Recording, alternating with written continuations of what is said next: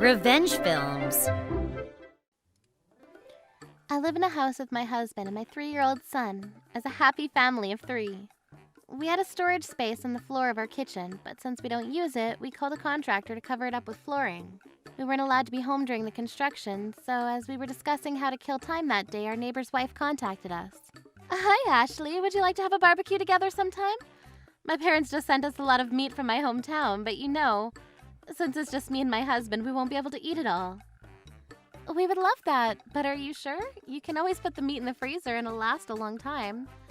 No, we would love to share it with you. Well then, maybe we'll bring some seafood.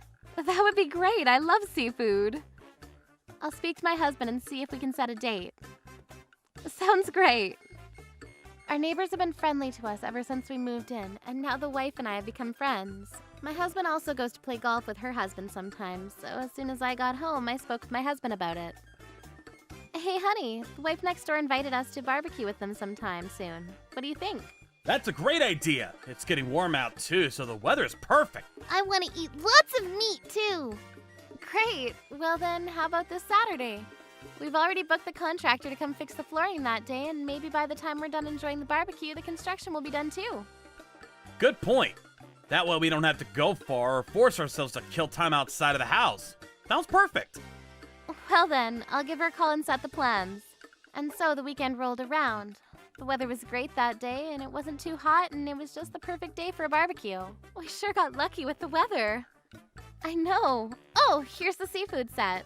Wow, this looks delicious. Here's the meat set from us. It looks amazing. Let's cut up the vegetables and get started. I'll help too. Oh, little William, what a good son. You can already help out your mommy and daddy? Yeah. Well then, why don't you help your dad and me get everything ready? I will. While the wife and I cut the vegetables and got the ingredients ready, the husband's got the grill fired up. Everything was ready in no time, and we got to barbecuing. Here, Will, the meat is ready. Yay! I want the meat. This beef is delicious. The seafood is great too. All we need is an ice cold beer and it would be perfect. It's only noon, honey. Sheesh. We were eating and laughing and having a great time when suddenly... Excuse me. Oh yes, we've been waiting for you. Thank you for coming today. The contractor arrived, so I showed him to our kitchen and returned to the barbecue. My son and all of us were full and thoroughly enjoyed the barbecue, and my husband and our neighbor were in deep conversation about golf. That was when the neighbor's wife noticed. Hey, where did your son go? What? Wasn't he just around here? I just saw him over there a second ago. We all started looking around the area, but we couldn't find my son anywhere. The neighbor's wife went to look inside the house, while my husband looked around the yard, and I went to check inside of our house. William, where are you? If you're hiding, can you please come out? Sometimes my son likes to play hide and seek, so I figured if I waited, he'd come out. But I didn't see or hear him anywhere. That was when I saw cigarettes on the front porch. Neither my husband nor I smoke cigarettes, so I went to find the contractor. Excuse me, but I think you may have dropped some cigarettes. Oh, sorry about that. Well then, I'm finished here, so I'll be leaving now. As for the invoice, the company will send it to you within the week. Thank you very much. Did you by any chance see my son? Your son? Who knows? I haven't seen him though. Perhaps he had another job to get to, but the contractor grabbed his belongings and quickly disappeared out the door. The 4 of us continued looking for my son, but no matter where we looked, we couldn't find him anywhere. Did you find him? Nope, he wasn't over there. Where could he have gone? Could it be kidnapping? No way! I mean, we were all in the yard having a barbecue. There's no way somebody could have stuck beneath our noses and kidnapped him. Why don't we contact the police just in case? We've looked everywhere and we can't find him. Something is wrong. You're right. We called the police immediately and explained the situation in detail. They sent out their forces to find him, using police cars and motorcycles as well as multiple officers on foot. But the sun started to set and my son was still nowhere to be found. What do we do? He's still so small and we don't know where he is or what happened. It's okay, Ashley. Everything's gonna be okay. Try to stay calm. Maybe he was in some kind of accident or... I was overwhelmed with fear and my husband tried desperately to calm me down. My husband and I will do one more lap around our houses. Despite having such a fun time at the barbecue, with my son's disappearance, everything had turned into a panic. We kept searching and searching, but to no avail, and I started to get scared that maybe he really was kidnapped. I'm going to take another look around the house again. All right, and I'll look around the outside. We had all looked hundreds of times at this point, but I thought maybe we could have missed something somewhere. And I looked into every closet and small corner that a small child might be able to sneak into. At that moment, I felt like I heard the crying voice of a child from inside the house. Wait a second. Was that William? Or am I hearing things? I swear I didn't hear that earlier. That's what I thought, but when I listened really closely again, I knew that I could hear my son's crying voice. William? William, where are you? Mommy? I'm so scared. Mommy! I felt a chill go through my bones. That was because I heard my son's voice coming from underneath the floor. Surely not, I thought as I peeled up the carpet. But then, from the flooring that had just been fixed today, I could hear my son's crying voice. William? Is that you? Is that where you are? Mommy, I'm so scared. It was already dark outside, and if he was under the floor, then there was definitely no light there. I couldn't understand why or how he ended up down there. But now that I found him, I immediately called out for my husband and the others. I found William! What? Where? Looks like he's trapped underneath the floor. What? Why the hell is he down there? We all gathered on top of the floor that my son was trapped under, and my husband called the contractor from earlier. However, it was already late and nobody was picking up the phone. Damn it! What the hell is going on here? My son was still crying underneath the dark and cold floor. The floor had been professionally constructed, so there was nothing that the four of us could do with only our hands to try to get him out. Hang in there, William. Your mommy and daddy are right here. I'm so scared, Daddy. After that, since we couldn't get a hold of the contractor, I called the company headquarters. It was pretty late at night, but there was an employee who just happened to be working overtime. They don't normally pick up the phone past 5 p.m., but because I was calling so many times, she ended up answering the phone. Hello? We had your company redo our flooring today, but my son is trapped inside. We haven't been able to get a hold of the person in charge. Please help us. What? Did you just say your son is trapped? Can you please explain to me in detail what's going on? I didn't even have much to explain besides telling this person that my son had been trapped underneath the flooring, and that it seems like the contractor in charge had administered the flooring while my son was still under there, and now we can't get a hold of him. I got it. We will handle this on our side immediately. I felt a slight relief thanks to her quick response. I hung up the phone and went back to the flooring where the four of us did our best to talk to William. William, don't worry. You'll be out of there in no time. Will, everything's gonna be okay. We're all right here, so don't be scared. We did our best to keep talking to him, but on the other side of the flooring was a pitch black hole. And for a little child like William, it must have been so terrifying. He kept crying and crying to no end. Then we stopped hearing his crying voice, so the neighbor's wife got scared. Hey, I can't hear him anymore, can you? Is he okay? William? Hey, Will, are you okay? Can you hear Mommy's voice? Did something happen? Is he alright? There's no telling, but maybe he was exhausted from crying and fell asleep. Anytime my son cries a lot, he'll fall asleep through his sniffles and hiccups. My husband had a point. My son was fully in his tantrum phase right now. And anytime he was in a bad mood, he would scream and cry and throw a fit. And after he would cry his face off, he would get tired and fall asleep. And that was the daily routine. There was a good chance that over the hours that he had been trapped in the darkness, he had been crying and sleeping and repeating the cycle. I see. Well, if he's asleep, then maybe he's feeling a little less scared. That's true. Surely anyone would realize. I mean, that's how Ashley found him here too, right? Yeah. Why didn't he notice? I don't get it. For a brief moment, I thought maybe he forcefully trapped him down there. But we met this contractor for the first time today, and I couldn't think of a reason why he would do something like that. As we were talking, the contractor from earlier and someone who looked like they might be his boss arrived at our house as soon as we looked up. We are so terribly sorry about this. We'll get your son out immediately. Next to him, the contractor in charge looked irritated, but he looked down and said, I am very sorry about this incident. The two of them jumped to the floor to get to work. When they finally peeled back the flooring, just like my husband had said, my son had fallen asleep after crying for so long, and he grabbed him and pulled him out. Oh, William, thank goodness.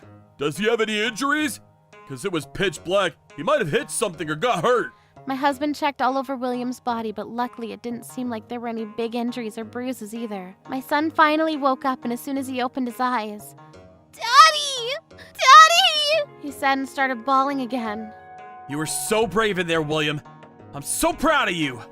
We'd never used the storage space nor opened it in years, so between that and William's sweat and tears, he was covered in dust and a little trash all over his body. Well, why don't we take a bath and get you all cleaned up? Yeah, I feel so sticky. All right, let's go. My husband took our son, who was covered in sweat and dust, straight to the bath.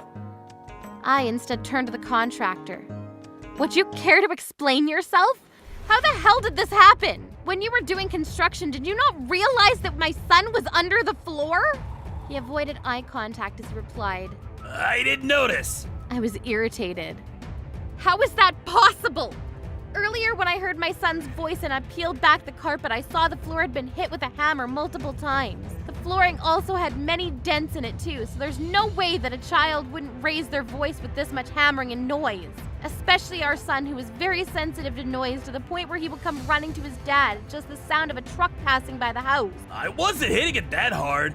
Don't you think there's a possibility that he didn't notice? Are you serious? These nails into this hardwood floor and you didn't need to hit that hard? I ran to get the hammer that we owned in the house and started hitting the floor. As expected, the sound echoed throughout the house.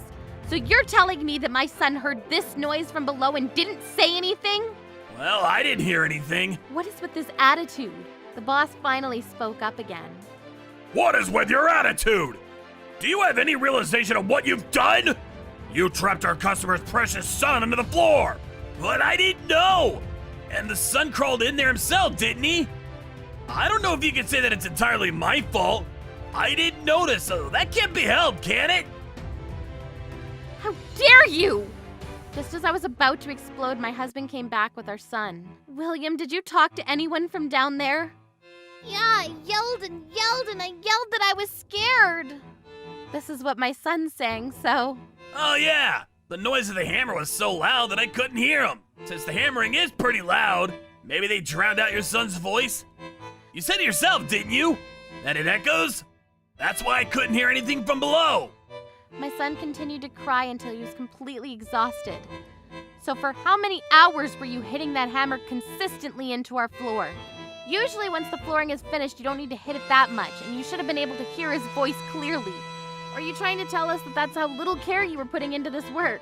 Contractor tried to come up with a response, but the words were not coming out of his mouth. Don't tell me that you knew there was a kid down there and you still continue closing the floor. I would never do such a thing. Actually, I was listening to music. Listening to music? While on the job? What the hell were you thinking? I'm sorry. That's what the contractor said, but then I remembered something and I asked him, were you really listening to music? Yeah, I was. Really? Or were you listening to the live broadcast of the horse races? What? His face suddenly went pale. Earlier, when I found the cigarettes, I also saw a small note on the ground next to them. On it were multiple options written down for horse betting. I threw it away because I thought it was trash. But instead of music, you were listening to the live broadcast of today's horse races, weren't you? And that's why you couldn't hear my son's voice, even though you were working. And in that time, my son had cried so much that he got exhausted and fell asleep. You bastard! You even lied to me? No, definitely not, sir. Like I said, I was listening to music. Well then, show me your pockets! The boss reached right into the contractor's pockets. In them was proof that he had been betting on the horse races that day. Are you trying to tell me that even still you were listening to music? Contractor seemed to finally admit defeat as he fell to his knees. I'm very sorry. As it turns out, it was exactly as I predicted. While he was working, he was listening to the broadcast of the races, and he couldn't hear my son's voice who had crawled into the flooring without him realizing it. As for the dents in the floor, after he had already replaced the flooring, he realized that it wasn't done properly and some parts were uneven, but he was too lazy to redo it, so he used the hammer to try to flatten it out and assumed that we wouldn't notice once we put the carpet over it. While he was doing that, he was listening to the horse races and found out that he had won. That's why he wanted to go and turn his ticket in and ran out the door so quickly.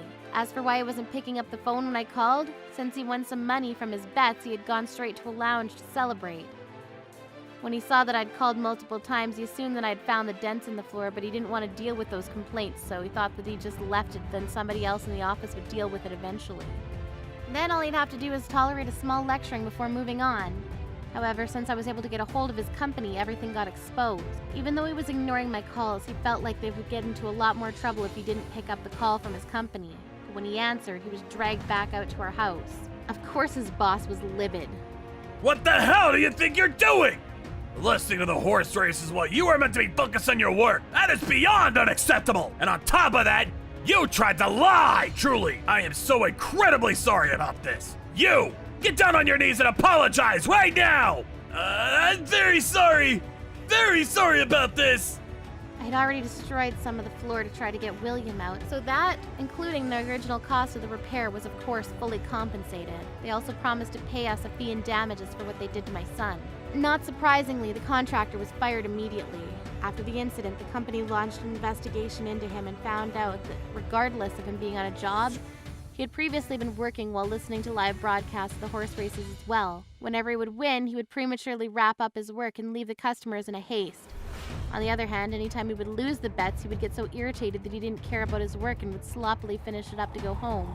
Of course, if he was putting on such a little care into his repairs, the customers would notice and contact the company. Those complaints hadn't made their way back to the top, but apparently there were a lot of complaints on jobs that the contractor had done and that the office employees had their hands full dealing with them. What the hell is with your company's work? Nothing was finished properly. Who the hell's in charge over there? We're so terribly sorry for this. We'll be sure to discipline the staff accordingly and ensure that this never happens again. We'll send you another employee to fix it immediately. Please, I hope you don't inconvenience me any further than this. Absolutely. Once again, I'm very sorry about this. Yet whenever the office employee would try to talk to this contractor about it, we got another complaint. Please do your work properly. Despite any of the warnings he received. Yeah, be more careful. And he would ignore her and move on. As for why this would repeatedly happen and yet the boss was never notified, the contractor had previously gone up to the office employee. This is actually a secret, but the company's CEO is my family. So if you even try to report this any higher, it might be putting you in an even worse position. You understand? Because the CEO really loves me. Is that so? You're the CEO's family? And he had lied to threaten her. Yeah, but the CEO told me not to tell anyone about this, so it's probably better for you if you don't tell anyone either. Otherwise, your head might roll, because you and I are the only ones who know about this. And if I hadn't said anything, then everybody will know that it was you who opened your mouth, you see? That's why you better watch your mouth. Yes, sir, I swear I won't say anything. So despite how many complaints she was receiving, she was stuck by being told that he was the CEO's favorite and wasn't able to tell her boss. However, she felt that she had to say something after this incident. And despite knowing that her job might be on the line, she told her boss everything about the complaints up until now. I know that he's the CEO's family, but I think that this is taking it way too far. Our customers trust us, and that's why they come to us for work, and yet he doesn't do it properly. It is betraying not only them, but also the company. I also feel bad for the second person that has to go fix it, and get yelled at by the customer for something that they didn't even do. She was prepared to lose her job when she told her boss, but then... What do you mean the CEO's family? The CEO's daughter is currently studying abroad overseas. And I'm certain none of the CEO's relatives or the relatives' families have joined our company. But he said it was a secret, so maybe that's why nobody knows. The CEO and I have been friends for a very long time, so I've met his daughter many times, as well as other family members. I know them all. What? But he told me that he was family, and that's why I was so scared I would get fired and I couldn't say anything. I'm so sorry. And that's how the boss found out the truth. Of course, the boss was furious and went straight to the CEO to talk about that lie, in addition to our incident as well as the hundreds of other complaints against this guy. He was immediately called to the office and fired on the spot. He's the worst kind of guy, making up lies and threatening people just to save himself. After that, because he had done such careless work and damaged the reputation of the company, I heard that he was going to be sued by the company for a hefty cost of damages. I heard about all of this from the neighbor's wife a few months later. That's because it turns out that the office employee was her cousin. At the time of the incident, I was so worried about my son that I didn't think about what company it was. But when I was catching up with the neighbor's wife later on, I found out that it was her cousin and she told me everything. Apparently, because of that contractor's poor work, the company gained a reputation for being untrustworthy and careless. And they even had large contracts destroyed because of it. I can only imagine what they'll be suing him for, but I'm sure it can't be covered by any amount of winnings from horse races. Especially since I'm sure he's already spent most of that at the lounge. Looks like karma got him all at once, but that's what he gets. My son was small and curious as a child, so he must have snuck into that open floor while the contractor had stepped away. However, if he hadn't been wearing any headphones, there's no way he wouldn't have noticed, and none of this would have happened. I shouldn't have to say this, but listening to the horse races while working is obviously unacceptable. And there's no way that a company would allow it either. When I think about how scared a small child must have been trapped inside such a claustrophobic and completely dark place for so long, it makes my blood boil. However, we made sure to scold our son for climbing into such a place on his own. William, it's a good thing to be curious, but you can't go into places like that without telling your mom and dad first. Do you understand? Yeah, I'm sorry, Daddy.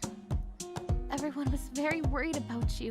More than anything, I was just relieved, though, that we found my son and that he was safe. We were also lucky that the weather was so great that day. If it had been too hot or too cold, my young son's life may have been more in danger. We were so lucky and so relieved that this terrifying incident ended without any injuries or threats to our son's life. It all happened suddenly one day. I was at work when I was contacted by the police. I was told that there were 2 people who were passed out in critical condition in my apartment.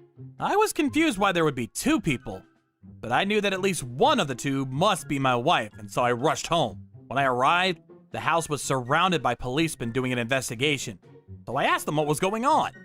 At first, I thought it might be a robbery, but I was wrong. Our living room was a tight space full of furniture, and apparently a cabinet had fallen onto the 2 people who were sitting on the couch and completely flattened them, with the shattered glass cutting into them from head to toe.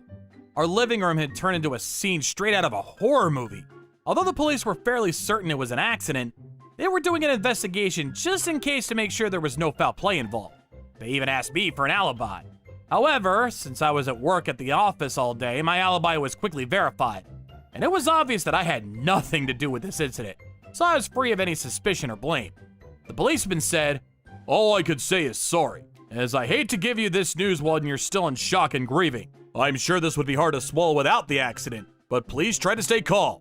I remembered he seemed excessively sympathetic to me. At the very least, until I was able to get home and find out what had happened, I was truly worried sick about my wife. But what I heard from the policeman on the scene gave me a different kind of shock to the core. The 2 people who had been carried to the hospital were my wife and my wife's male friend. For some reason, the 2 were not wearing any clothes and completely naked when found, and their clothes were thrown off to the side of the room.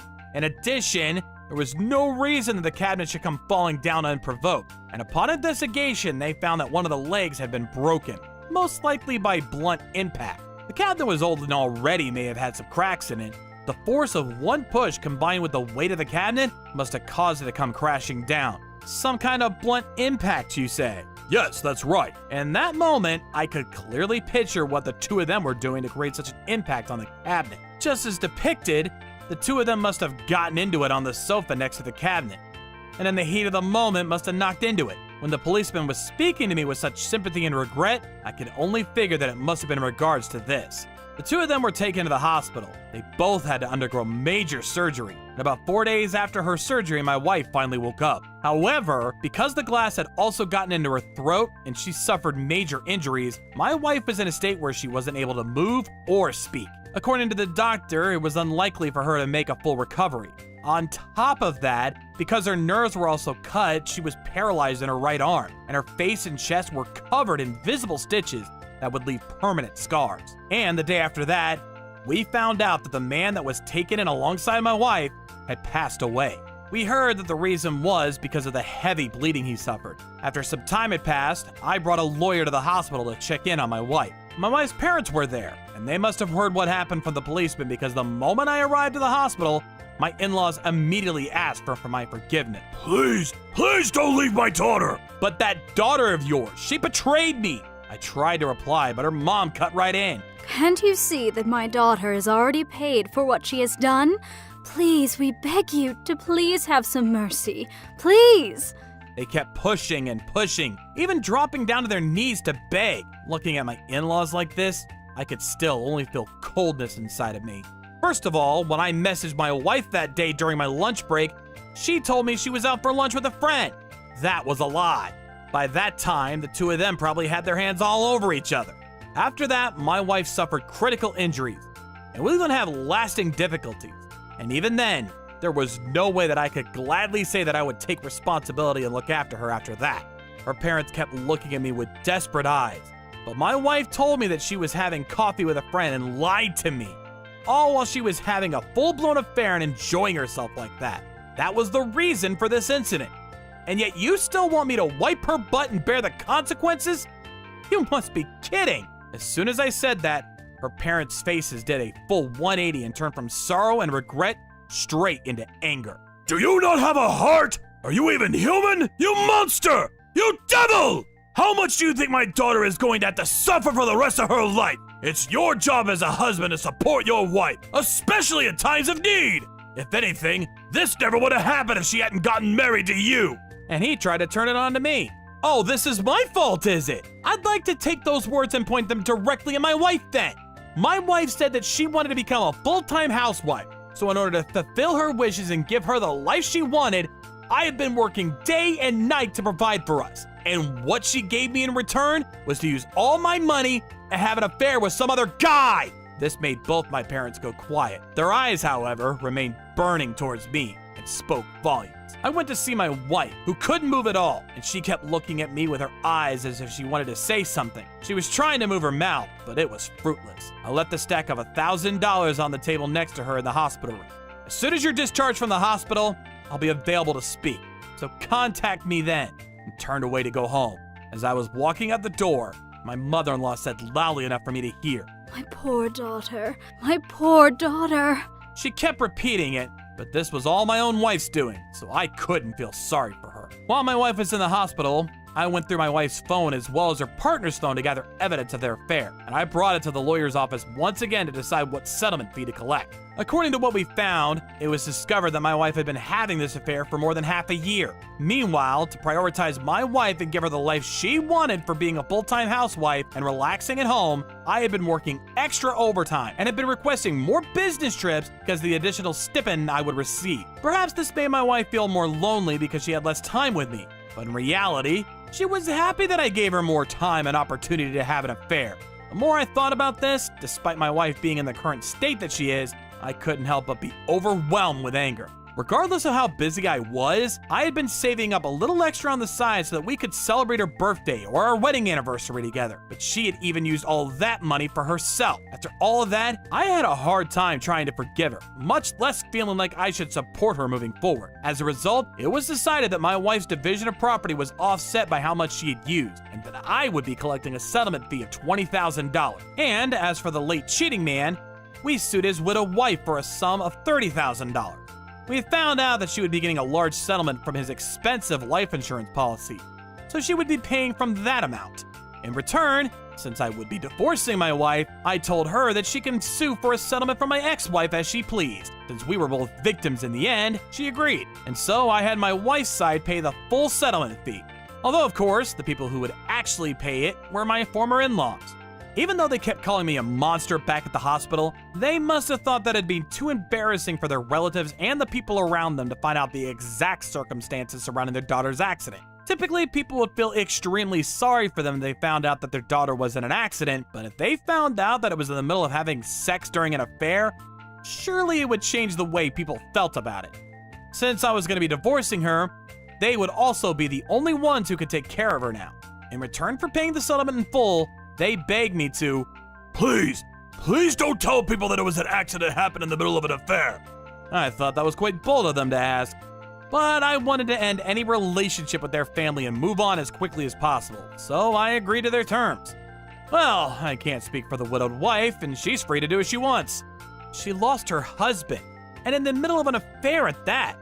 So there's a chance that she would be angry that my ex-wife was the only one who survived. But that's not any of my business anymore. My job here was done, so she's free to do as she wants. Trying to put all this behind me, I didn't want to continue living at the scene of the accident, so I signed a contract for a new one-bedroom apartment and I moved. The only thing that I was glad about was that my wife and I didn't have any kids. I originally wanted them, but If we have kids, then we won't be able to go on holidays or have our own time anymore. So I want to wait a little bit longer before we have a child.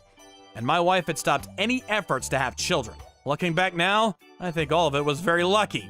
I couldn't help but feel like this incident was truly divine punishment given the timing. If it had happened in any other way, perhaps my ex-wife and her partner wouldn't have had to become victims. But if there was a child in between this, then it would have increased the amount of time that she would be at home, and therefore in the living room. And if the same thing happened when my child had been the victim in the accident, I don't think I would have ever been able to recover. Of course, it's not that I was happy that this happened to my ex-wife, as it was a terrible accident. But more than anything, I couldn't help but be glad that it was her and not our child if we had one. After the accident, my ex-wife went to over a year of therapy. In order to pay back the loan that her parents had fronted her, she went back out to find a job, but was unable to work properly. She had never even had a job to begin with because she was intent on becoming a housewife. But this time she had scars all over her face, wasn't able to speak or use her right arm. It's really not my place to worry about my ex-wife anymore, but since she can't use her voice and has so many scars all over her body, I can only imagine it would be hard for her to find another partner in the future, too. I'm sure her parents knew that reality, and that's why they were so desperate to keep me. In that situation, even living alone or making a living for yourself would be pretty difficult. So who knows how or when she'll ever be able to pay back the loans. My ex-wife must be feeling so regretful and guilty now. But I can't help but feel it's a little too late for that. After betraying me and using me the way that she did, I don't think my sympathy will ever be shared for my ex-wife. At the time, my husband was a salaryman, and I was working as a nurse. And the two of us were both very busy, but dating happily together. We had been engaged for a while then, and fully prepared for a wedding that was just around the corner. I was planning on becoming a full-time housewife after we got married. So while I was still working, I was trying to get as many hours in as possible. And I wasn't able to spend as much time with my husband. In the midst of those busy days, we finally had a day off together, so we made plans to go on a date together. We were going to go for a drive, but unfortunately the day before our date, the car broke down, and the temporary replacement we got wasn't ideal, so we decided to change our plans. It was spring at the time, and the cherry blossoms had just gone into full bloom. So the two of us went for a walk to the nearby park. That was when we came across what looked like a car accident in the middle of the intersection, and there was a large crowd of people gathered. Hey, we should go over there. Yeah. As we got closer to the scene of the crash, there was a huge commotion, and we heard a small voice. Help! There's a child inside of the car! Somebody, please help! I'm a nurse! That's amazing! But we have to do something about this situation first! I ran over to the accident with her, and when we looked inside the car, the mother who was behind the wheel was injured beyond saving. However, we could see that the child was still breathing. Please, somebody help me get this child out! I yelled into the crowd, and with the help of my husband and some others, we were able to get the mother and the child out of the car. At that point, somebody had already called the ambulance, so I did whatever I could to help the child while we waited for the ambulance to arrive. Then the little girl started crying. Mommy! It hurts! It hurts! So I hugged her tiny, battered body as close as I could. Everything is going to be okay. The ambulance is almost here, and you're going to make all the pain go away. You can do this! I kept repeating this to her as I held her in my arms. Ambulance finally arrived, and we sent the little girl and her barely breathing mother off to the hospital. We later found out that the child was saved, but unfortunately, the mother's injuries were indeed too severe, and she passed away at the hospital. We were just passerbys in the situation though, so there is nothing more that we could do in that situation. A year passed by, and my husband and I were happily married. However, 1 year into our marriage, we came to find that we were having difficulty getting pregnant. In the beginning, we thought our timing was off, or that we were just unlucky. The next month, and the next month, we were unsuccessful. So we decided to go to the fertility clinic to run some tests. That was when we found out that I was, in fact, infertile, and it would be very unlikely for me to be able to bear a child. I was shocked and devastated. I can't give you a family, so let's get a divorce, I said to my husband, to which he replied, What on earth are you saying? There's no way that I would divorce you just because of that. I love you for you. I didn't get married to you just to have a child. John, I was really happy to hear my husband say that, but it didn't change the fact that it was near impossible for me to get pregnant.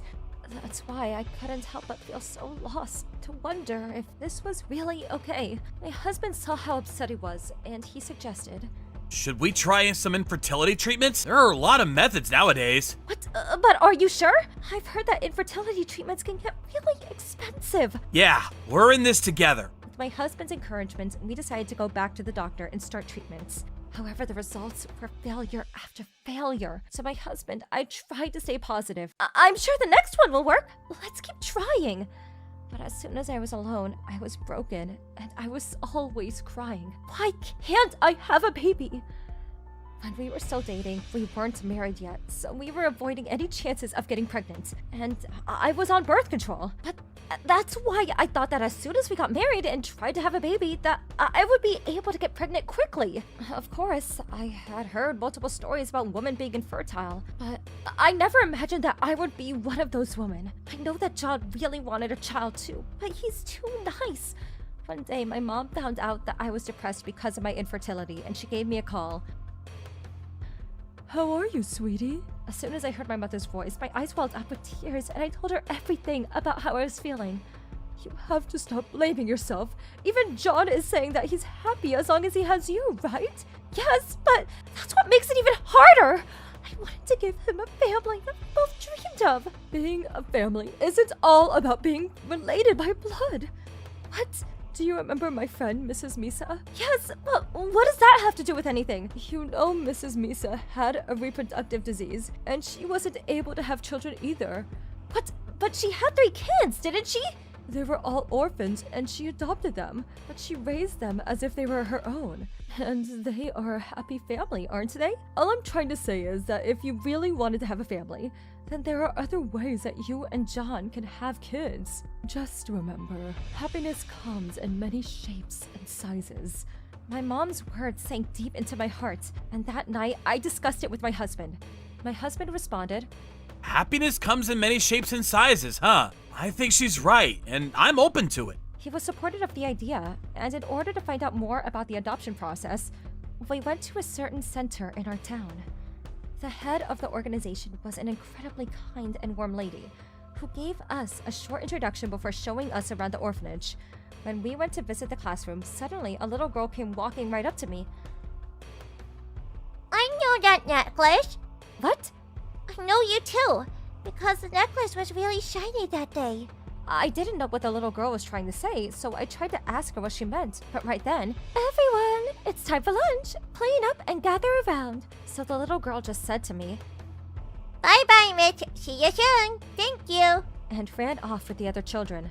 I was left standing there with my husband, and I couldn't help but wonder what on earth the little girl was talking about, and why she pointed out my necklace, or why she said she knew me. It was especially strange because I had never received this particular necklace from my grandmother, and I knew that there was only one in the entire world. How could she say she knew it? I wonder why the little girl said she's seen this necklace before. She even said that it was shiny. The head of the orphanage came back towards us. Are there any children you might be interested in? Not exactly, but there was one little girl who said she had seen this necklace before, but it's a family heirloom. Are you talking about little Ashley? The one with the scars on her arms and legs? Yes, that's true. She did have some scars. That was when the head of the orphanage showed us something. This is one of Ashley's drawings, but this is always what she's painting during art time. That's my necklace! Is that so? Then that means you... Wow, fate truly is real, isn't it?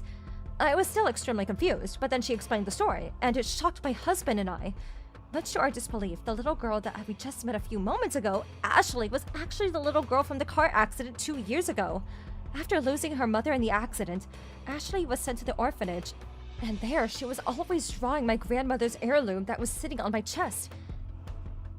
The lady told me everything was gonna be okay, and she squeezed me and made all the pain disappear. It's what Ashley had been saying. My husband and I both recalled the day of the accident and looked at each other at the same time. That was when I knew that we were both thinking the same thing. I think we've made a decision. Yes, we would like to adopt Ashley into our family. The head of the orphanage smiled and agreed.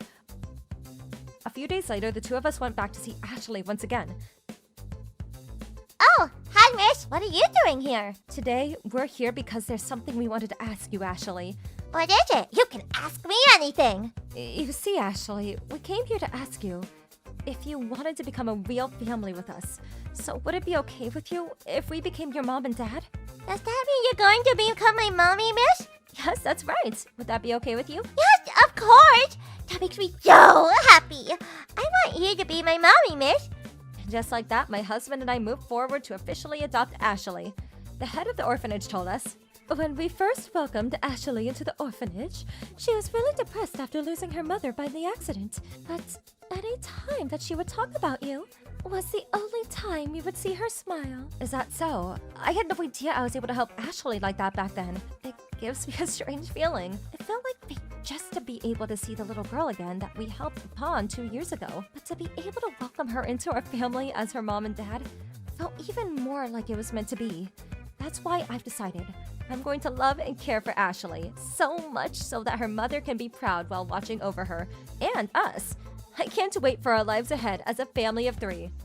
I was living with my father, but one day he got remarried. I was in high school at the time.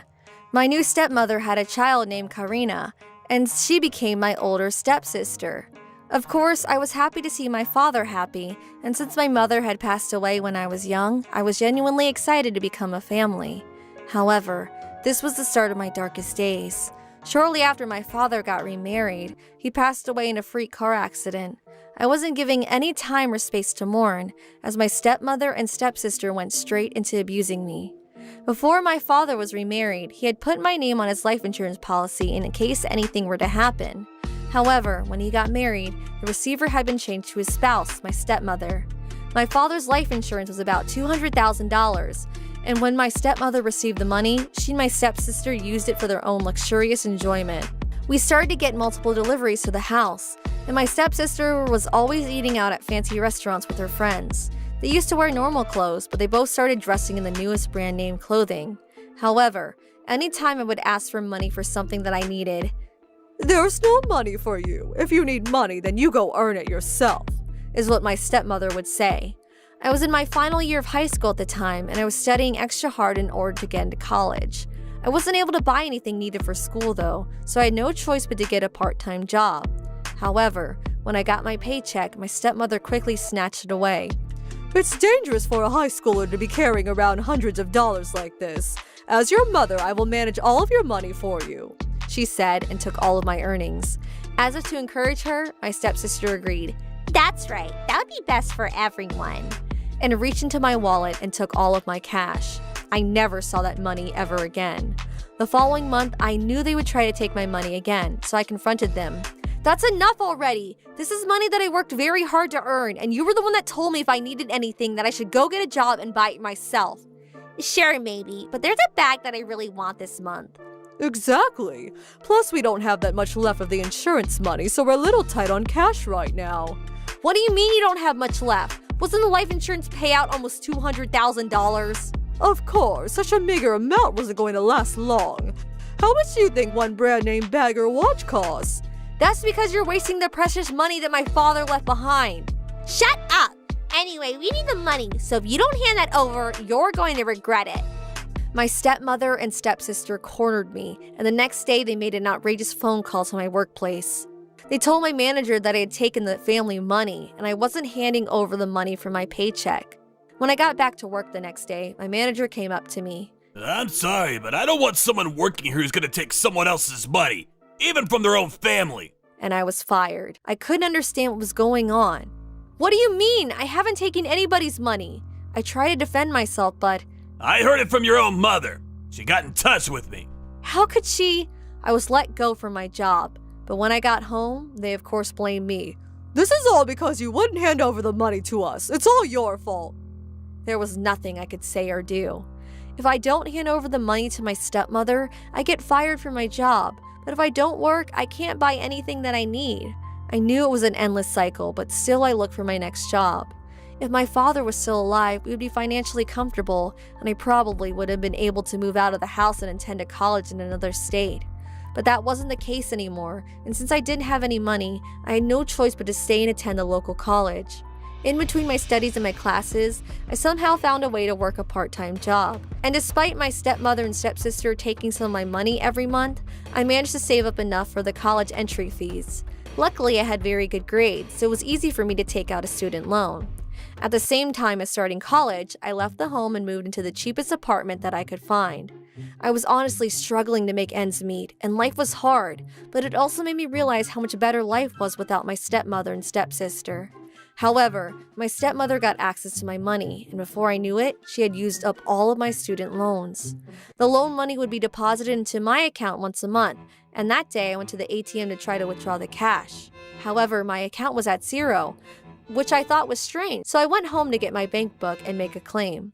When I got to the help desk, I found out It looks like this bank book was reported missing, and we reissued a new one to this address. I knew there was only one person who would do this. When I was still living at the house and had the same address, my stepmother must have gone behind my back to get my bank book reissued so that she could have access to all of my money. At the bank that I was using, you didn't need a debit card in order to withdraw cash as long as you had the bank book. I immediately contacted my stepmother. Oh, were you trying to withdraw your student loan? That's too bad because I've already used it all. But I needed that money for my college tuition. And how could you put your hands on my bank book without my permission? Shut up, you brat. You should be grateful that we let you live with us for so long. I wanted to kick you out as soon as your father died, but we let you stick around. So it's only right that you should be paying us back for all that we've done for you. I am my dad's daughter, so I had every right to live in that house. You weren't paying rent or any of the bills. Who do you think you are? Please, just give me back the money. Without that, I can't pay for any of my tuition or fees. I don't know what you're talking about. Well then, good luck. My stepmother hung up the phone. I, of course, went straight to their house, but to no avail. I was just pushed out and never saw any of my money. I wasn't able to take out any loans from anywhere else, and because I was unable to pay my tuition, I had to drop out of college. When my stepmother found out, she called me. Oh, you finally ready to get to work then? In that case, you better deposit all of your salary into our account. Do you hear me? You have no idea how to manage your money, so I'll handle it for you. I had had enough, and I lost it. Don't ever try to act like my mother ever again. I'm cutting all ties with the two of you. I never want to see or hear from you ever again. I hung up and decided to move out of the state. I was really tight on money, and as a college dropout, I was at a disadvantage, but I was somehow able to secure a job in another state. 8 years later, I was happily married with 2 beautiful children. My husband was the son of the CEO of the company that I was working at. We met when I happened to come across the CEO in the city, looking like he wasn't feeling well. I took care of him until someone arrived, and his son, my now husband, was the one who came to pick him up. At the time, the CEO had no idea that I was a new hire at his company, and when I told him that, he and his son were both shocked. To be fair, it was a huge company. It would be hard for anyone to remember the faces and names of every single employee. It was a pretty big city, so nobody was paying any attention to the elderly man who was very clearly not feeling well. The CEO was touched that I came running to help him, and that was when he asked, Do you have a partner already? I have my hands full with working right now, so no, I don't. And for some reason, his response was to offer his son. That being said, he was the son of the CEO of a very big company, and on top of that, he was handsome and kind. I'm sure he had plenty of women flocking around him, and if it weren't for this opportunity, I would have never been in his sight. But we hit it off immediately, and just as the CEO had hoped, we started dating. In a flurry of momentum, we got married straight away. Soon after, we found out that I was pregnant, and I stopped working. I stayed at home while playing board games with the CEO, my now father-in-law, until I safely gave birth to a beautiful baby girl. My husband, my father-in-law, and my very sweet mother-in-law were all thrilled to have a baby girl.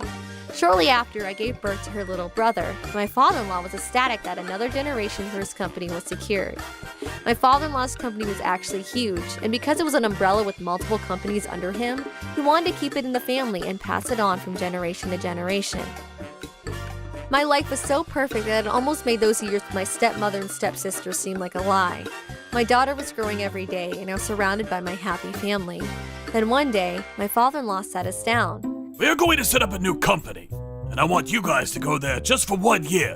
What do you think? Of course, I won't force you. The reason he said it like this is because this new company was being set up in my hometown. With my father's passing, and since those people were my stepmother and stepsister, I had told my in-laws that I didn't have any parents anymore. Before we got married, I told them everything about my past. When they heard this, my in-laws said, How awful! I'm so sorry that you had to suffer like that. Seriously, what a shame. What they did is unforgivable, using everything your father left behind for luxury goods and their own enjoyment. I can only imagine how terrible that must have felt. They both sympathized with me. That's why my husband suggested. I'll go alone. There's no way I could let Jessica go back to that place, especially with her stepmother and stepsister still there. It's just 1 year, so I'll go on a temporary transfer. I appreciated his thoughtfulness, but no, I will go with you. The kids would be sad without you, and more than anything, I just want to be with you. Plus, I have a family now, and I have my amazing mother-in-law and father-in-law, so I won't be alone. Are you sure? Yes, I'm not a child anymore. I'm not a student anymore either, and I have you, so I'll be okay. If you insist. But if anything happens, I swear I'll protect you. And if at any point you feel uncomfortable, you know you can come back here anytime with the kids. That's right. We have plenty of rooms that we can prepare for you and the kids, so you can come back at any time without any worries. Yes, we can even prepare an apartment for you. So you have a place here, no matter what. Thank you very much. I promise I'll be okay though, and even if I see those people again, I won't lose to them anymore. And I'll protect you with everything I've got. When I cut all ties with those two, I thought that I would never have to go back to my hometown ever again. But 8 years later, with the support of my husband and my in-laws, I was on my way back. We considered living in an apartment building, but we wanted the children to be able to play in the yard. So we ended up signing a 1-year contract for a mansion in a high-end residential area. The kids loved the big house, and they transitioned smoothly into their new school and made friends quickly. We were in my hometown, of course, so I couldn't avoid running into some people from the past here and there. Oh my gosh, is that you, Jessica? Yes, long time no see. Even saw some of my late father's relatives. How many years has it been? I thought you were in college, but then I heard that you dropped out and I was shocked. What happened? I briefly spoke about my experience during my college days. Wow, I had no idea. It must have been so hard. I'm sure your father would have been so hurt to see that. How awful. But why are you back now? I'm only here for 1 year due to my husband's work. Oh, is that so? Where is he working? He's at Scott Holdings. What? The new one in the city center? That's amazing. Yes, my husband's father recently expanded and added more branch offices. So my husband is here for 1 year to oversee this office development. Wow, so you married the son of that whole group's CEO, and he's next in line, right? How wonderful! This is proof that there is a God. He's rewarding you now for all of your struggles back then. I'm so happy for you, and I wish you the best. Thank you very much. A few months flew by since I returned to my hometown without any issues, and my husband's work was going steadily too. Then one day, I don't know how she got my number, but I heard the familiar voice of my stepmother on the other end of a phone call. Well, it's been a long time, hasn't it? I heard from someone that you've come back around here, and that you've gotten married and become a rich housewife or something. Is that true? That's none of your business. You're still a brat, I see. Your attitude hasn't changed. Don't you understand? I'm your mother. I raised you. I'm sorry, but I don't think of you as my mother at all. My parents are my father and mother in heaven, and now my husband's parents. That's it. Whatever. Anyway, you need to hand over $50,000 immediately. Huh? What are you saying? Why should I send you any money at all? You married into a rich family, didn't you? Then you must have plenty of money to spare. Plus, I heard that you're living in a mansion in that high-end residential area. Where's your gratitude for the people who housed you back then? I cut off all ties with you and your daughter when you used up all of my student loan money. You're not my family. You're not anything to me. And if you ever try to come to our house, I will call the police. What kind of a terrible daughter are you? After your father died, we were the ones who raised you. And yet you seem to have forgotten that you're indebted to us for it. How dare you speak to me like that? In debt to you? Are you joking? You two wasted all the precious money that my father had left behind. And yet you didn't give me any of it and made me do everything by myself. But then you took all of my earnings from my hard work and spent all of that too. Even my student loan. As if I owe you anything. I hung up the phone and immediately blocked her number. Of course, she couldn't get in touch with me anymore. Just in case, I told my husband about the incident. If they try to get in touch with you again or come anywhere near our family, let's go to the police. My husband didn't want to take any chances. A few days after that, one of my relatives on my father's side passed away. My husband and I decided to attend the funeral together. Are you sure you're okay? Kevin has gone to his friend's house. Are you going to be okay alone here? Mom, come on. How old do you think I am? I know, but I'm still worried. Look, what could be so dangerous in the middle of the day like this? Plus, you're going to be back before the evening, right? I've stayed home alone so many times already. Now you guys should get going. You're gonna be late. Jane pushed us out the door, and my husband and I headed towards my relative's funeral. At the funeral home, various relatives came to talk to me. I'm sorry you had to go through that. I received a lot of sympathy from them as I got to reconnect with my dad's family. Are you okay? This is all my father's family, but there are a lot of people I don't know here either. I'm sorry. Of course, I'm completely fine. If anything, are you okay? You must be exhausted. I am a little bit, but I'm okay. I'm honestly oddly happy to see that so many people knew my father and to be able to talk to them. Even just now, when you were outside taking a work call, my father's cousin came over and told me some stories about my dad when he was a kid. It was really nice. Wow, that's so cool. You'll have to tell me about it when we get home. I never got to meet my father-in-law, so I'd be happy just to hear some stories about him. Yeah, I will. I was chatting with my husband when I got a sudden message from my daughter. Oh, it's from Jane. Mom, help me! I was shocked by this message and I replied immediately. What's wrong? Did something happen? Should I call you right now? No, don't call. You definitely cannot call. Her reply made me even more worried, and I filled my husband in on what was happening. Let's try to find out exactly what's going on. Good point. Can you tell me what happened? I'm in my room right now, but I can hear somebody downstairs. You and Dad haven't come home yet, right? No, we're still at the funeral. I just hid myself in the closet. I turn on the TV and I can hear them coming upstairs. We knew that her daughter was in danger, so I explained the situation to my relatives, and my husband and I jumped into the car. My husband got behind the wheel, and I sat in the passenger seat and got right back to my phone to message my daughter. We are on our way home now, so try to stay still and hang tight. Okay, I got it. They're here on the second floor. I think there's 2 people. When I saw this message, my heart started pounding even faster. What if it was a robbery? What if they found my daughter? My husband floored the pedal and took the shortest way back to the house. I can hear a loud noise from the room next door. Wait, I think they're in my room now. We're almost there. Everything is gonna be okay. Can you see their faces? Yes, I can, but I've never seen these people before. And it's 2 women. 2 women? Hearing this, I immediately pieced it all together. I knew that it could only be my stepmother and my stepsister. They had kept calling and demanding money, but I refused to send anything and I had blocked them on my cell phone. They had an idea of where we lived though, and I don't know how they got their hands on my exact address, but they must have found it. All these thoughts were racing through my head as my husband and I arrived at home and raced into the house. By the time we got there, the 2 of them were gone. Jane! Jane, are you here? We're home! We yelled into the house as soon as we got in the front door, and my daughter came running down the stairs and grabbed onto us sobbing. I was so scared! I'm so glad you were okay. I'm going to check around the house. You 2 stay right here. Okay, be careful. When my husband went, the house had been torn apart, and everything had been flipped inside out. My husband's collector's watches, my handbags and accessories, they had all been taken. I'm so sorry. I know it was those 2. It had to have been them. I'm sure it was. A few days ago, they called again to demand money, so I think it was them too. Let's call the police first. But we don't have any proof. Jane saw their faces, but I don't know if that counts as evidence. Mom, I took a video. What? A video? How? When did you do that? I was so scared I was hiding in the closet. From the crack in the door, I was able to get a video. That was so brave. I'm so proud of you, Jane. Can you show me the video? Here. In the video that my daughter played were the 2 of them clearly sneaking around the room looking for anything to steal, realizing there was nothing expensive in there and storming out to the next room. This will be plenty of evidence. Yes, it's perfect. You have them clear as day. Well done, Jane. We had told our daughter to lock all the doors when we left, and she had at first. But it turns out that she left at one point to do a little shopping and forgot to lock the doors when she got back.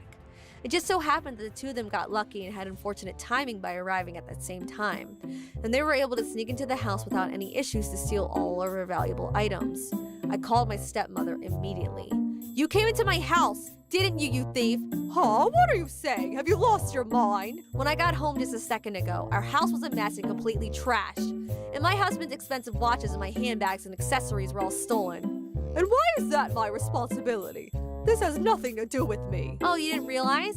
When he got into the house and were snooping around, did you think that nobody was home? Because my daughter was there the whole time. What? Your daughter? That reaction must mean that you were indeed trespassing in her house, weren't you? No, that's not it. I was just confirming your words.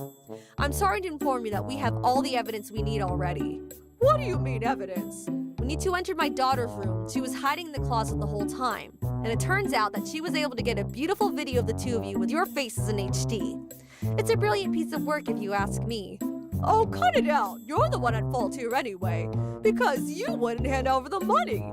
Your parent is suffering and you don't help them. What kind of terrible person does that? Like I said many times before, you're not my family. You never have been. The only memories I have of you are you stealing my money and treating me like a slave. Anyway, I'm sure you know this already, but we'll be taking this evidence straight to the police now. Wait a second, you're joking, right? You're gonna sell your own family out to the police? Obviously, we would go to the police, and you're not my family anyway. Okay, fine. We'll give back everything we took, okay? Then there's no problem, right? As if that solves anything. Our house is a disaster, and I'll be sure to have you pay for everything you've done. My stepmother was shouting on the other end of the phone, but I ignored it and hung up so that I could ring the police. When the policemen arrived, we showed them the video that my daughter took, showed them the mess around the house, and told them everything about what had happened up until now and in the past. My stepmother and stepsister were arrested in an instance. It was no surprise that the two had used up all of my father's insurance money years ago, but they weren't able to let go of their luxurious lifestyle. They had taken out so many loans that they were neck deep in debt. They had borrowed money from so many banks that they had run out of places that would lend them anything. And that was when they found out that I returned to my hometown. And on top of that, they found out that my partner was wealthy. That's why the two of them thought they could treat me the same way they used to be by bullying me into giving them money. And they thought they could use my husband. But I had grown up and didn't listen this time, so they used whatever resources they could to find out my address and steal our belongings. I had heard that they were both working multiple part-time jobs to pay back their debts. But after they were arrested, the word got back to their employers who said, We're not going to have employees who steal money, so you're both fired! And they were let go. When I was a student, I was fired from my job because they claimed I was stealing from them. So to hear that they were fired under the same words felt really good. The neighborhood heard about their antics in my house. I heard that woman went to her daughter's home to steal things like brand name bags and expensive watches.